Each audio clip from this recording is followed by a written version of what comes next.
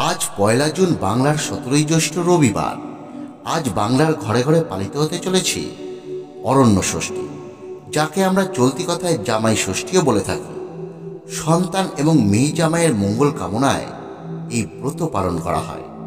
এই ব্রতের ফলে সংসার এবং সন্তানের যেমন মঙ্গল হয়, তার সঙ্গে সঙ্গে মেয়ে জামাই সুখী দাম্পত্য জীবন লাভ করে। বন্ধুরা, আপনারা সকলেই অবগত রয়েছেন যে কোনো ব্রতের পূর্ণ ফল তখনই পাওয়া যায় যখন ব্রত পালনের পাশাপাশি সেই ব্রতে ব্রতকথা শ্রবণ কীর্তন করা হয়। তাই আজ যারা এই ব্রত পালন করছেন, তারা আজ অবশ্যই শ্রবণ করুন মা অরণ্য ষষ্ঠীর এই ব্রত কথা, যাকে আমরা জামাই ষষ্ঠীর ব্রত কথাও বলে থাকি। তবে আজ যারা কোনো কারণে এই ব্রত পালন করতে পারছেন না, তারাও সংসার এবং সন্তানের মঙ্গল কামনায় যদি আজ ৬টি দিনের মধ্যে যে কোনো সময় এই ব্রত কথাটি শুধু শ্রবণ করতে পারে, তাহলে ব্রতের পূর্ণ ফল আপনারাও অনেকাংশে লাভ করতে পারবেন। তাহলে আসুন বন্ধুরা, আমরা এবার শ্রবণ করি অরণ্য ষষ্ঠী তথা জামাই ষষ্ঠীর ব্রত কথা। অনেক দিন আগে এক পরিবারে ৭ ছেলে বউ এবং বাবা মা একসঙ্গে বাস করত। ৭ বউয়ের মধ্যে ছোট বউটা একটু বেশি মাত্রায় খাওয়া দাওয়ার প্রতি লোভী ছিল। সে প্রায়ই চুরি করে দুধ, ঘি, মাখন ইত্যাদি ভালো ভালো খাবারগুলো খেয়ে নিত।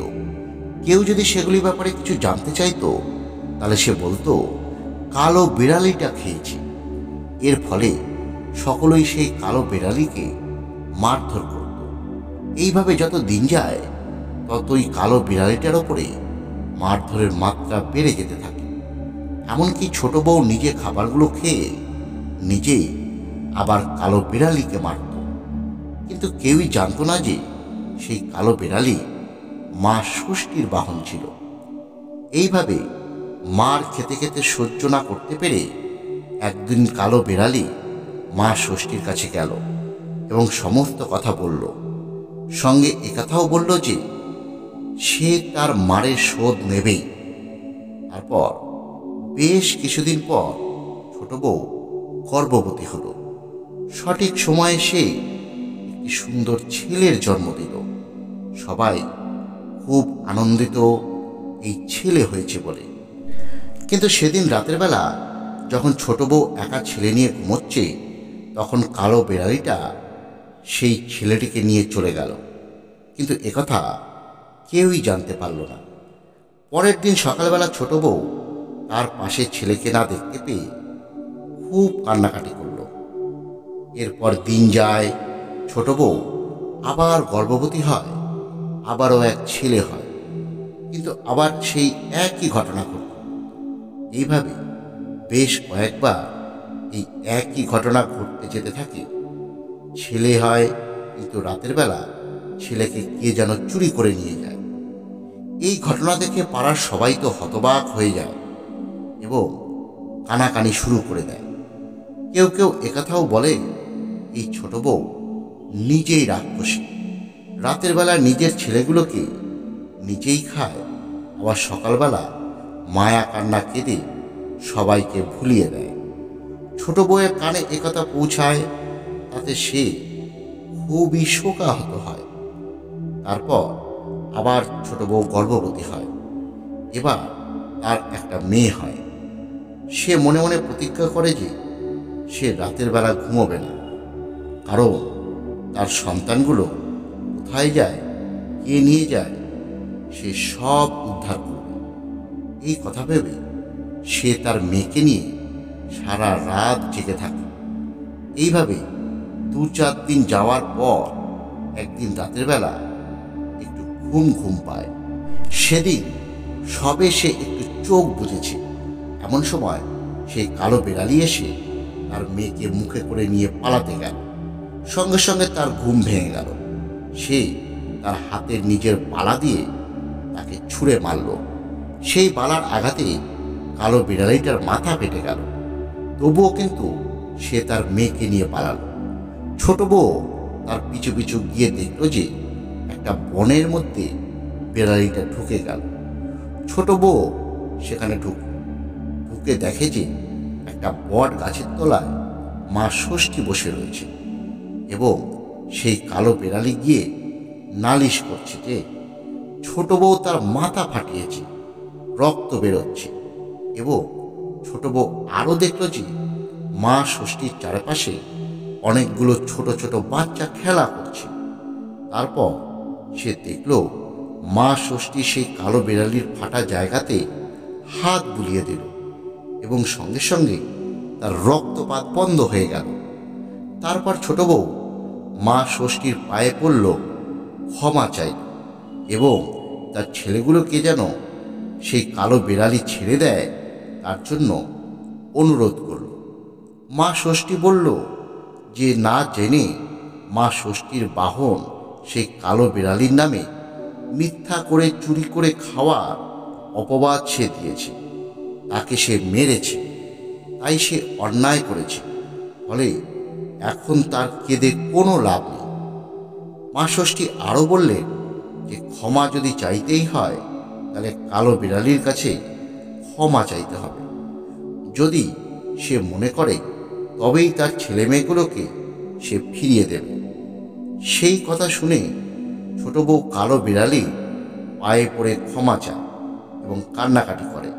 এতে সেই কালো বিড়ালির দয়া হয় এবং সে তার ছেলেগুলোকে ফিরিয়ে দেয়।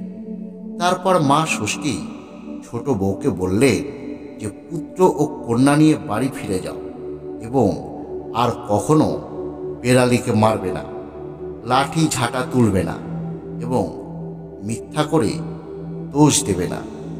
তারপর তিনি আরও বললেন যে সে যেন প্রতি জ্যৈষ্ঠ মাসের শুক্লপক্ষের ষষ্ঠী তিথিতে পিটুলি দিয়ে বালা এবং কালো বিড়ালি তৈরি করে বটের ডাল দিয়ে এবং সব রকম ফল দিয়ে পাটা তৈরি করে তারপর প্রতি পোয়াতি মহিলা 6টি গোটা সুপারি, 6টি কাঁঠালি কলা, 6টি পান এবং 6টি বাতাসা দিয়ে পাটা সাজাবে।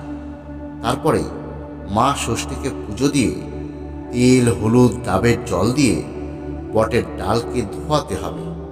এছাড়া 6টি বাঁশপাতাকে হলুদে ছোপানো সাদা কাপড় দিয়ে জড়িয়ে ঘটের সামনে রাখতে হবে এবং সাদা সুতো হলুদে চুপিয়ে তাতে ছকে জড়াতে হবে। তারপর পুজো শেষ হলে সেই সুতো খুলে ছেলে মেয়েদের হাতে বেঁধে দিতে হবে এবং কপালে দই এবং তেল হলুদে ফোঁটা দিতে হবে। মা ষষ্ঠীর এই সমস্ত উপদেশ শুনে ছোট বউ মা ষষ্ঠী এবং কালো বিড়ালিকে প্রণাম জানিয়ে নিজের সবকটি সন্তানকে নিয়ে বাড়ি ফিরে এলো। বাড়িতে এসে নিজের শাশুড়ি এবং 6 জয়াকে সমস্ত কথা জানাল। তার কথা শুনে সকলেই হতবাক হয়ে গেল।